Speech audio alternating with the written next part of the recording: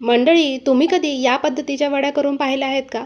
एकदा जर केल्या ना, पुन्हा कधी करणार हे म्हटल्याशिवाय घरचे राहणार नाहीत. चला तर मग लगेच सुरुवात करूया. त्यासाठी इथे मी कोथिंबीर स्वच्छ धुवून निथळून ठेवली आहे. 1.5 वाटी बेसन पीठ आपल्याला चाळून घ्यायचं आहे. चाळल्यामुळे बेसन पीठ हलकं होतं. यामध्ये आता मीठ, हळद, ओवा, थोडंसं पाणी घालून पीठ मळून घेतलं.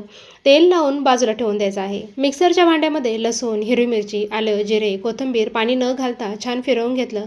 कोथिंबीरसुद्धा बारीक चिरून त्यामध्ये मीठ, हळद, तयार केलेलं वाटण, थोडेसे तीळ आणि खोबरं आपल्याला तेल न घालता खरपूस होईपर्यंत भाजून घ्यायचं आहे. यामध्ये 1 मोठा चमचा भरून बेसन पीठ घातलं आहे.